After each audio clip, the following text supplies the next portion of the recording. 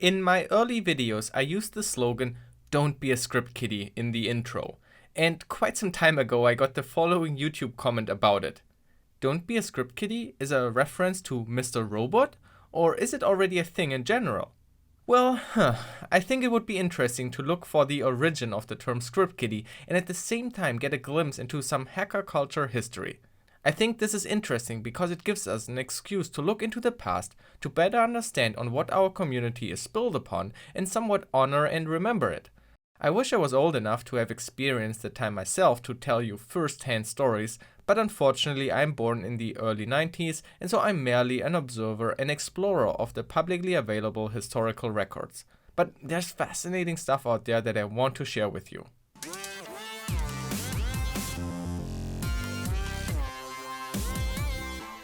The first resource I wanted to check is Frag.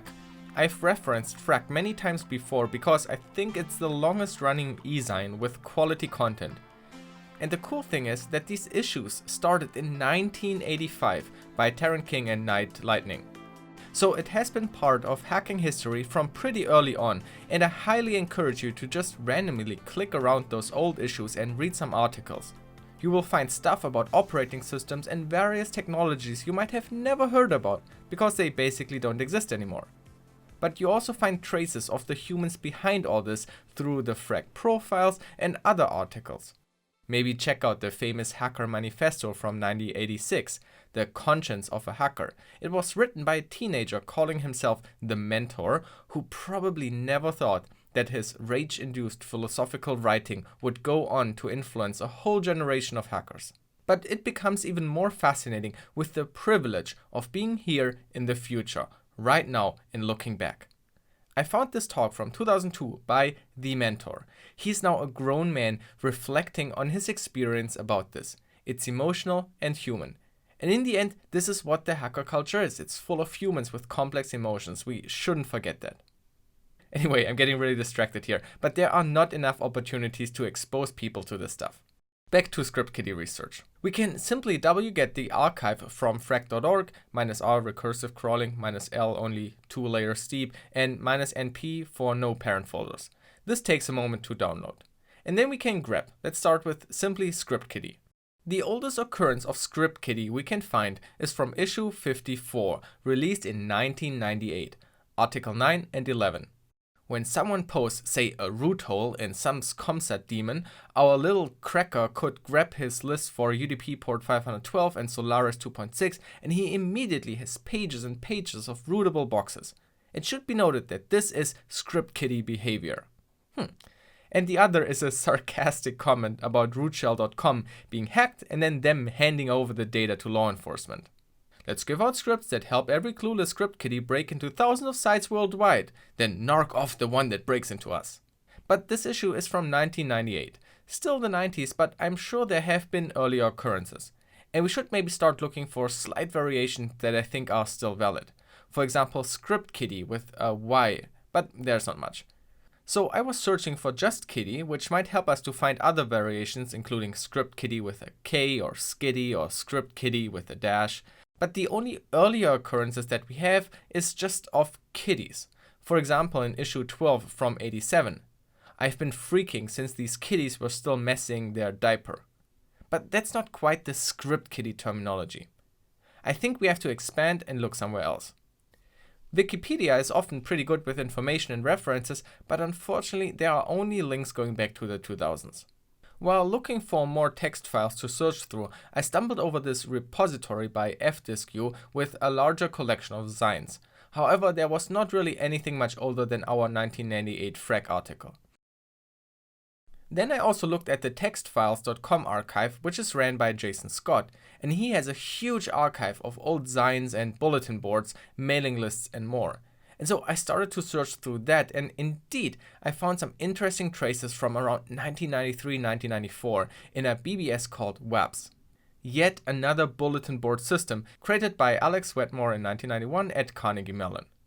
The first interesting find is from October 1993. Enjoy your K-Red Elite Codes kiddies.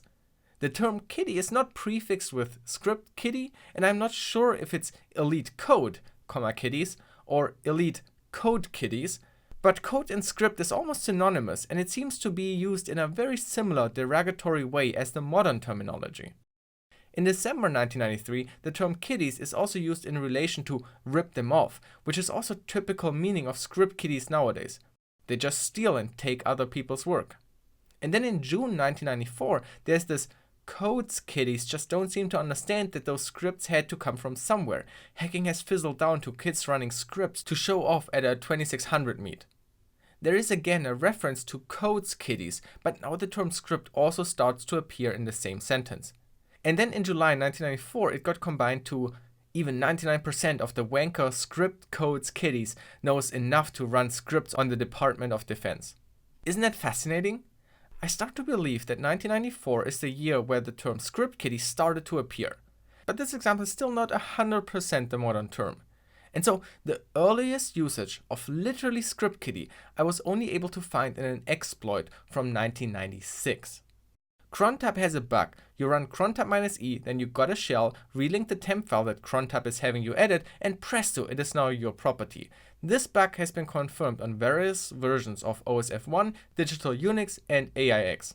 If, while running my script, you somehow manage to mangle up your whole system, or perhaps do something stupid that will place you in jail, then neither I, nor Sir Psycho, nor the other fine folks of Root are responsible.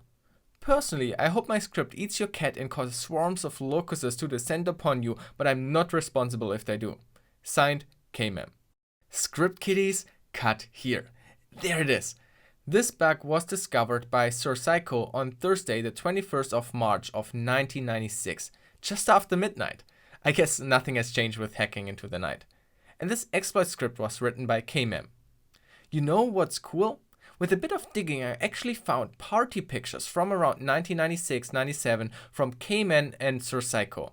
I find it fascinating to look at these, and I'm so grateful that there was some record keeping with pictures from that time that takes away some of the mysticism that surrounded these early hackers. They look like normal dudes. But anyway, is this really the first time that somebody used the term script kiddie? Is this where it all started? Well, when I was asking around, somebody reminded me of Cunningham's Law. The best way to get the right answer on the internet is not to ask a question, it's to post the wrong answer. So, I declare this exploit to be the first usage of the term script kiddie. It's a fact. Let's see if it works. I'm aware that a lot of the hacking culture happened in private boards, forums, and chat rooms. Maybe somebody out there has old, non-public IRC logs and can grab over it for us. I think it would be really cool to trace this further. Also, I would love to hear the story behind any exploits from the 90s. How did you find it? Did you share it? How did you learn it? What kind of research did you do yourself? Who was influential to you? Did anybody steal it? Were there bug collisions? What was it like to experience a buffer overflow for the first time? And so forth. I think there are many fascinating stories hidden behind those signs and exploits from that time and that haven't been told, and I don't want them to be forgotten. Please share your story.